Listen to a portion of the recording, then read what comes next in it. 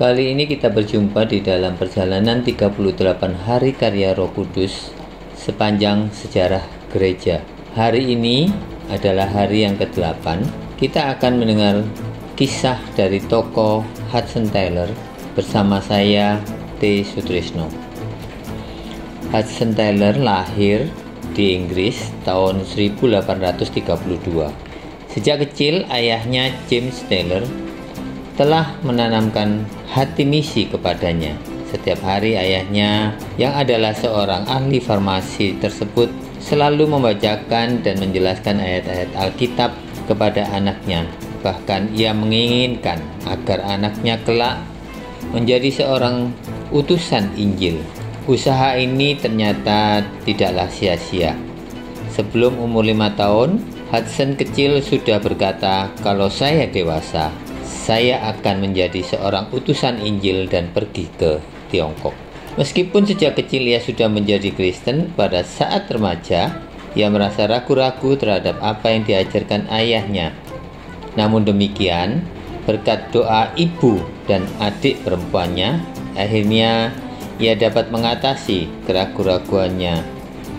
Pada waktu ia berumur 17 tahun, setelah ia membaca traktat yang menceritakan karya penyelamatan Kristus yang ditemukannya di ruang baca ayahnya, ia lalu berlutut dan berdoa kepada Tuhan serta mohon pengampunannya. Sejak saat itu, Hudson mulai memfokuskan diri untuk mewujudkan kerinduannya melayani sebagai seorang utusan Injil ke Tiongkok. Meskipun jiwa misi sudah tertanam di dalam hatinya, ia tetap mengambil pendidikan di bidang farmasi. Keinginannya untuk melakukan misi penginjilan di Tiongkok baru terwujud secara tidak sengaja ketika Hong Xiuquan, yang juga seorang Kristen, memproklamirkan dirinya sebagai pemimpin kerajaan surga Taiping, perkumpulan penginjilan Tiongkok atau Chinese Evangelization Society, yang mensponsori pendidikannya. Hudson mulai berlayar ke Tiongkok pada bulan September 1853 dan tiba di Shanghai pada awal musim semi tahun 1854. Setahun setelah Hudson sampai di Tiongkok, ia segera melakukan perjalanan penginjilan menelusuri pedalaman Tiongkok. Di Shanghai, misionaris asing bukanlah suatu yang baru. Meskipun demikian, masyarakat Shanghai tidak memperhatikan pesan yang mereka sampaikan. Namun di pedalaman, keadaan justru berbeda.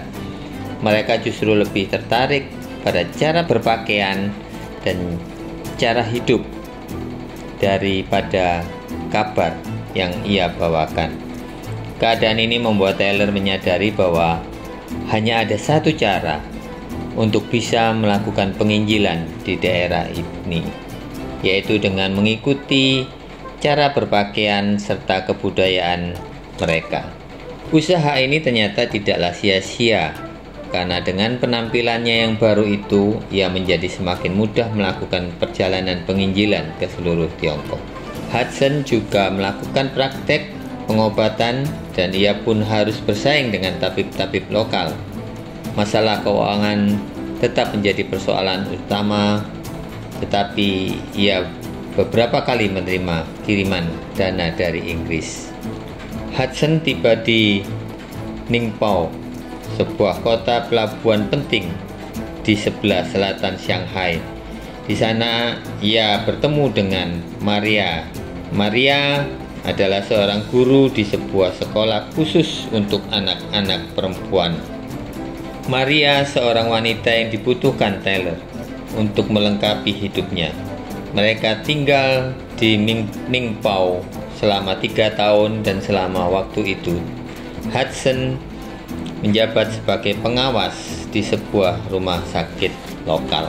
Pada tahun 1860, Hudson dan Maria kembali ke Inggris untuk mempersiapkan berbagai keperluan dan memulihkan kesehatan mereka.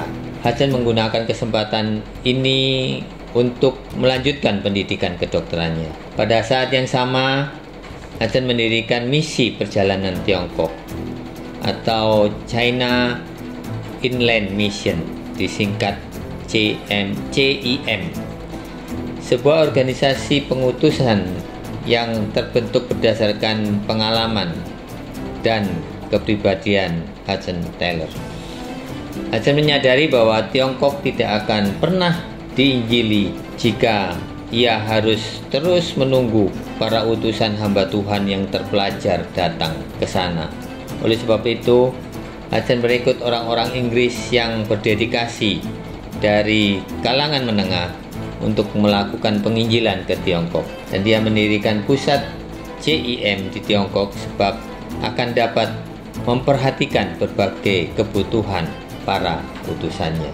CIM berdiri secara resmi tahun 1865 dan setahun berikutnya Hudson mulai melakukan persiapan untuk berlayar kembali ke Tiongkok bersama dengan Maria, keempat anak mereka dan 15 orang yang ia rekrut, termasuk 7 gadis yang belum menikah.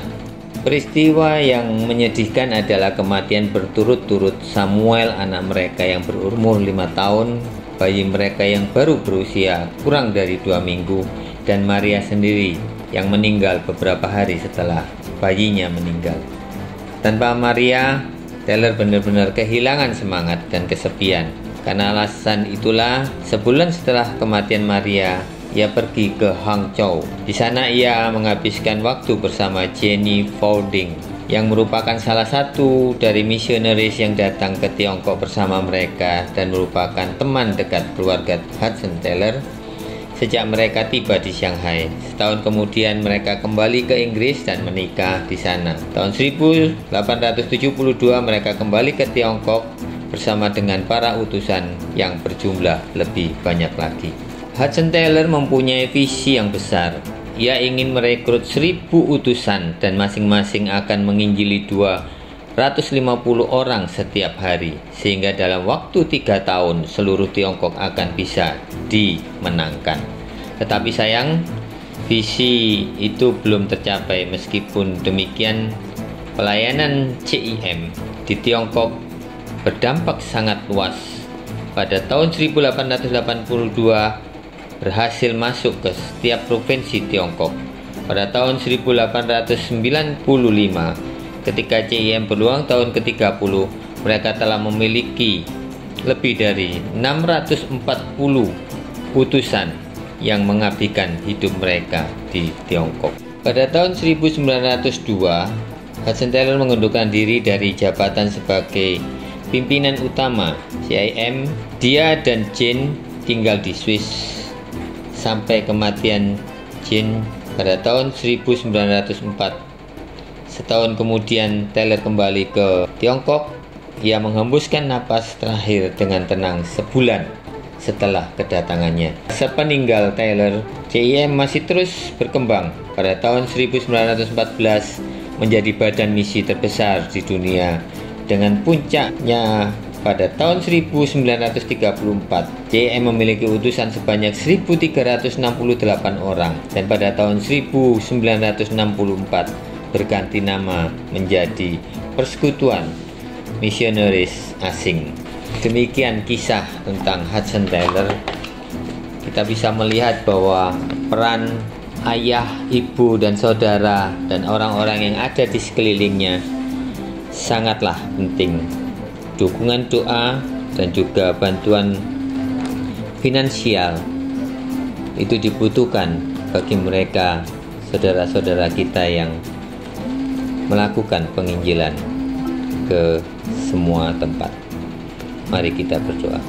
Terima kasih Tuhan untuk kesaksian yang telah Engkau ukir di dalam diri Hudson Taylor. Ya, kami boleh belajar apa yang harus kami lakukan sebagai orang-orang yang Tuhan berikan kesempatan untuk kami saat ini hidup di dunia modern. Tuhan, tolonglah kami, pimpin kami untuk boleh melihat akan sejarah gereja melalui orang-orang yang Kau utus, yang rela untuk memberikan dirinya, untuk memberitakan kabar baik bagi semua orang. Di dalam nama Tuhan Yesus kami berdoa, amin.